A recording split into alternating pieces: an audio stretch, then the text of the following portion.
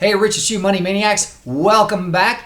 In this video, we're going to talk about wood and money. And to keep their town solvent, they printed money on wood. Yeah, it's real. I know you don't believe it, but let's get right to it. I'll prove it.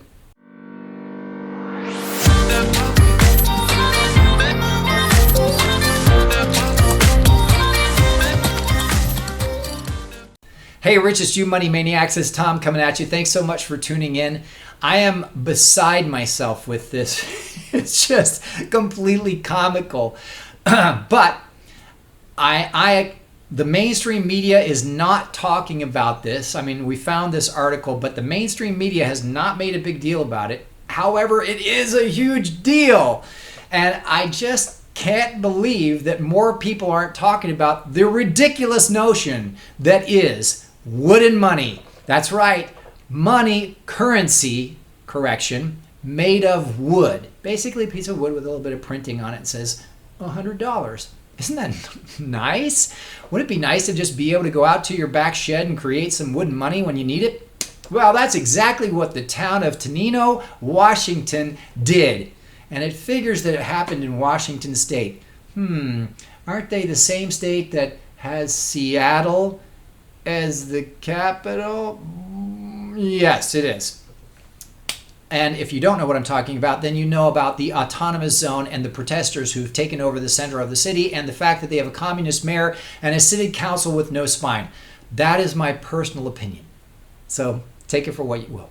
So there you go. Wooden money. Toninho, Washington has decided that they don't have enough cash on hand, so they needed to print money. And to keep their town solvent, they printed money on wood. We still use the same machine that was used in the 1930s that they printed wood on. We print wood on that same machine today. So they are not getting money either from the state, or they're not getting money from the federal government to be able to cover the programs that they run there, which are assistance programs. So programs that help people who don't have enough money to pay for their heating bill, or people don't have enough money to pay for their food, or people don't have enough money to pay for anything. And what the city wants to do is they want to give away $10,000, $300 per family that qualifies for that program. So these programs, right, that were started before the crisis occurred and the tax base could support, now are finding themselves without the funding that they need to be able to continue. And all these poor people, well, they need that help still. They still need the help. And so what are they doing? They're creating wood money. They did it during the Depression and they got away with it then, so they're going to do it now. Isn't that exciting? That a city can just start printing its own currency. What's amazing is that the stores are accepting it. What's amazing is that the community is not up in arms about the fact that this currency is being printed out of wood and ink. Now, here's the real question. Who wants to move to Toninho and start printing money in their back shed? I'll go do it. If they'll let me buy real stuff for just printing up wood money, well, now you got to have the right design and you got to have the right wood, and there's some counterfeiting things that are placed in it. Not really. I watched the video. Basically, it's this old printer that puts a little slab of wood in it and it rolls over and prints and it has their little image. Now, with 3D printing and all of the amazing fine quality printing that's available, you think for 1 second that's going to stop somebody from printing up $1 million worth of wood money and walking into towns just start buying stuff, or even buying it online, buying it over the phone. Say, I have wood money, and so you walk in and you pay with the wood money. How are you going to know the difference? Now, here's another question with wood money. How does the city rectify the value exchange with the store owner? Is it a tax break? Is it some kind of incentive of some sort? Or a promissory note that in the future when we get our federal funding again, or we get tax base back again, you'll get paid back? I really have no idea exactly how that's going to be explained. It didn't explain it in the article. I'd be very curious to learn exactly how it is that these stores agreed to accept wood money. Maybe they just get to write it off on their city tax on their city taxes for the year, and so it must be something like that. It just doesn't make sense. However, it's really interesting to see this occur in this kind of crisis situation, because remember, in one of my early videos, in several of them, I talked about the fact that many different things have performed as currency, or even money for that matter.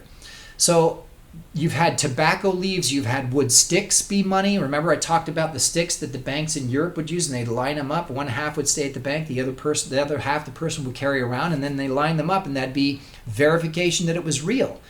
Even that stick method is harder to counterfeit than just a slab of wood with ink on it, but that's a whole nother point. So another question about using wood money inside of the town, because remember, they're using it inside the town. So they're all sharing that wood money from business to business, to government, to person, to town, right? Once that town runs out of, or that store in that town runs out of supplies, how are they buying the supplies to keep their store running from other towns who don't accept wood money? So that's part of the challenge. I really wish the article had explained more about how logistically it works. Where does that wood dollar go? And then who takes it and who exchanges it for what, to be able to get actual value from someplace that doesn't accept? Are they doing some kind of currency exchange? What an interesting idea. So now, in terms of understanding or mastering your own finance, understand what's been unleashed here. They are printing money out of wood. Now, here's a really interesting thing.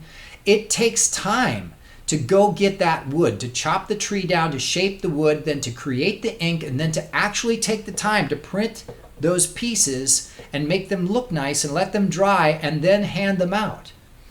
That is far more value created in wood money than what the Federal Reserve does to create Federal Reserve notes now, because all they do is type numbers into a fake computer account, and those ones and zeros are electronic, and they don't take any time or energy to create.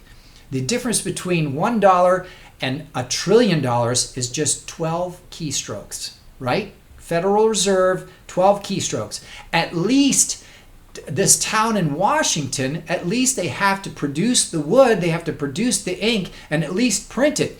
I would actually give more value to wood money than I would to the Federal Reserve ones and zeros. So good on them.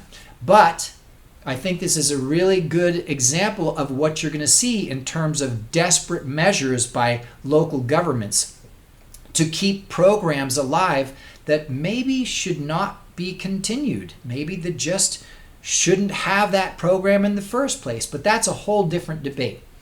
It's important for you, as someone who's learning about money and how it works and how to master your own finance, to understand what's happening there, though.